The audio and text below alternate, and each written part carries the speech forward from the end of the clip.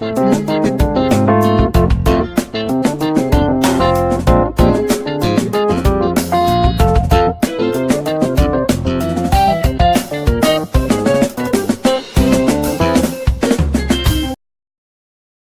everyone, you are welcome to Anchor Network where you get reliable and authentic news that are so crucial to you.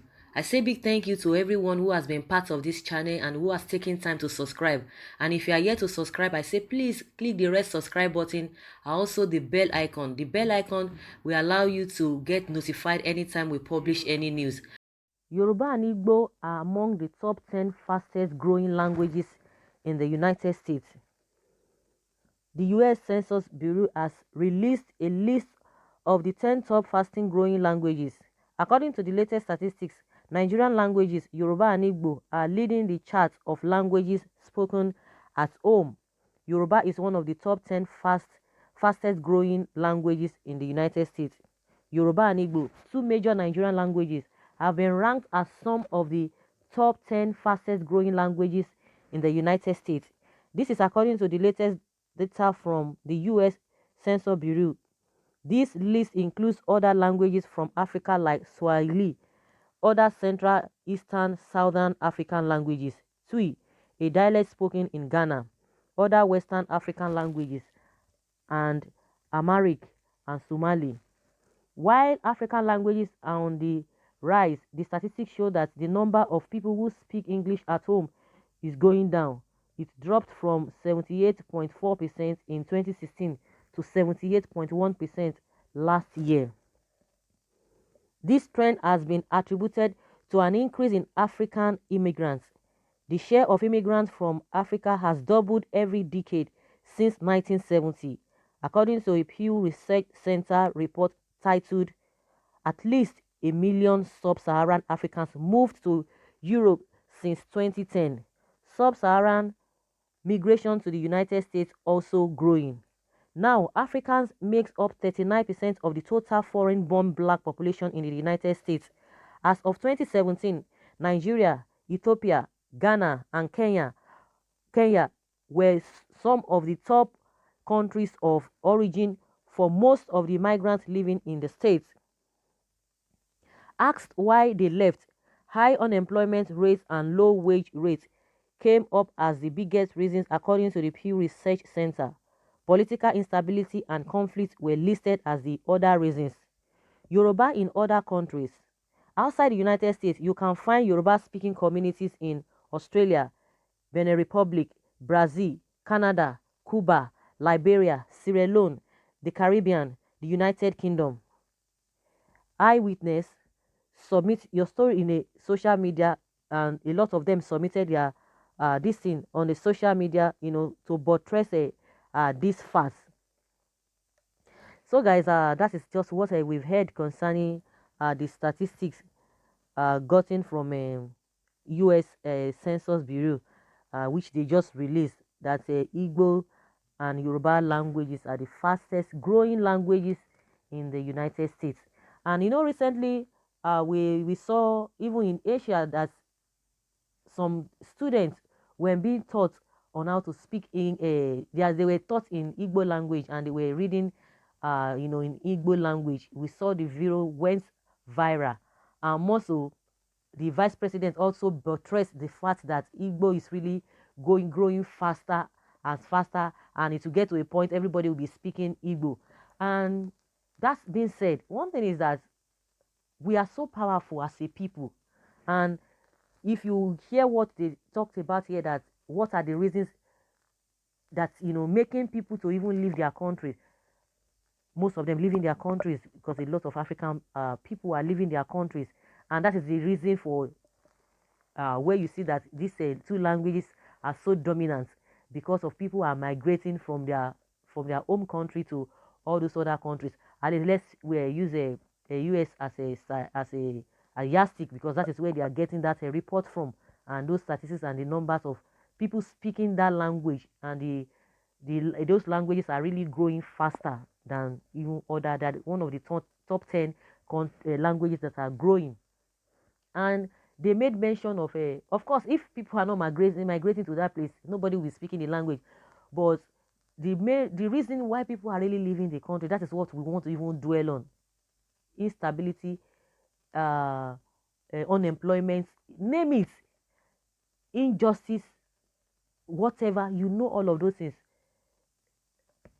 A lack of good infrastructure. Things are not just really working. A lot of things, you can be counting them on and on and on and on and on like that. And up till now, the ones that left Nigeria before now, they are not even regretting. Even if some of them really want to come back to Nigeria, they are not even willing to come back. It's not as if they don't want to come back, but once they look back, because they felt that, okay, maybe with time things will be changing, but as at that time they just needed to just leave their country. Just let me, I don't want to speak for other countries. I just want to speak for Nigeria. They just left.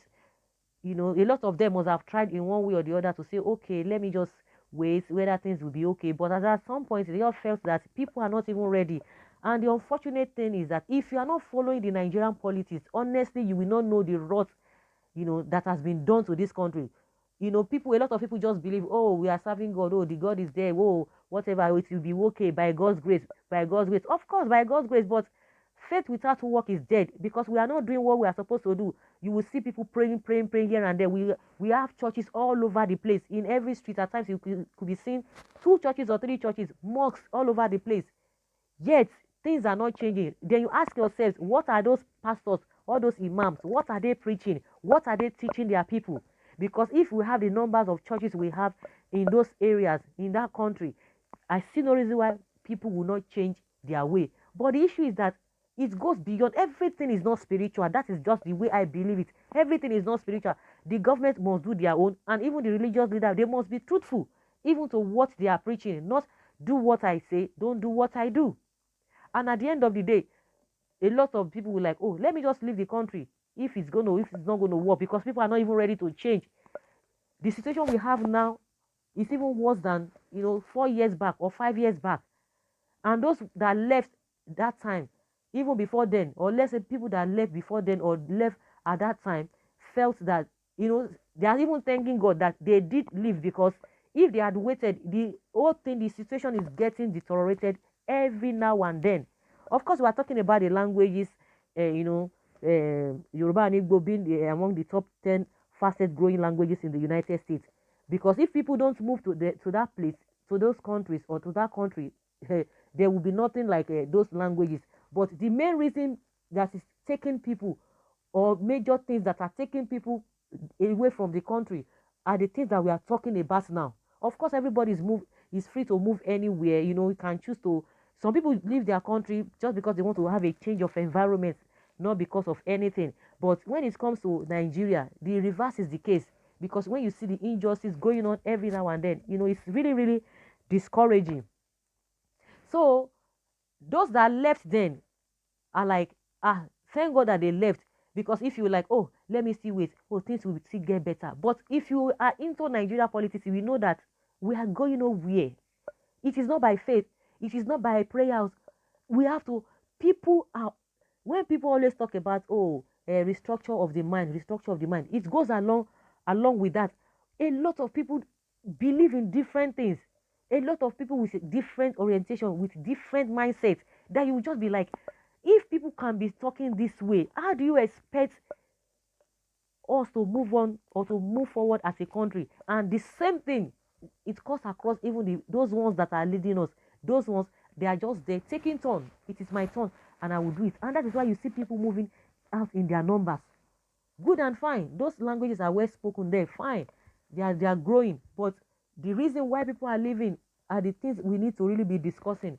And people over there, they are not even ready to come back, even if they have the interest of coming back. But looking at the way they left the country, and now it's even worse than the way they left it.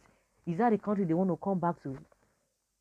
Everybody is saying one or two things. Even the people who think they are normal, they are reasoning like abnormal people, because people have made them to, made them to see themselves as not being normal. Because when you are saying the right thing, the system will make you feel abnormal.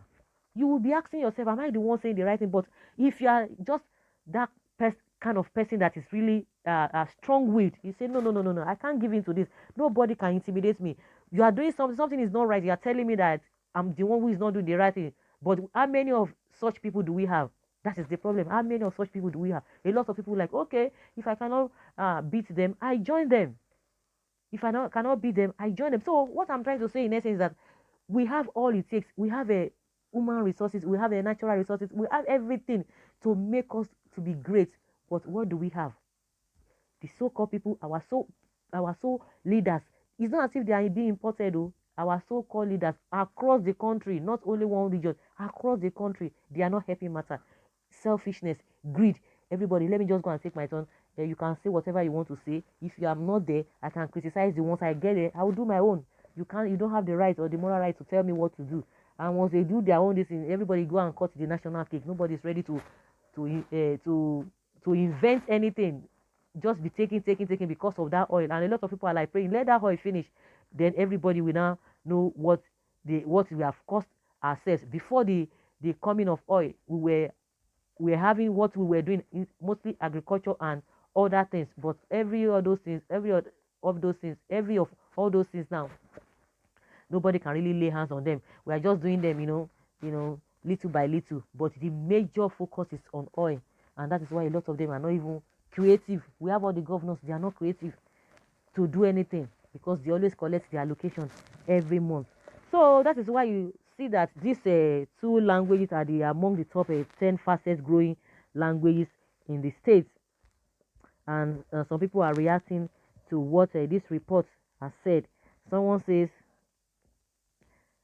is that supposed to be an achievement? That's what somebody's saying, because those two languages are not supposed to be an achievement. African success is to be domiciled in foreign land. So Biafra will be established in US soon. We do ourselves no good dwelling in irrelevant things. How about we make our nation great? How do we make it great? That is the problem. A lot of people are not ready for that. That is a problem. We need to make our country great. If our country is great, like that was why I said we are so powerful in everything, but reverse is the case. In reality, we are not experiencing that. So, guys, I would like to hear from you what you think about this report. Like somebody asked, is that supposed to be an achievement or what? How does that help us even as a nation? That Yoruba and Igbo are among the top 10 fastest growing languages in the United States.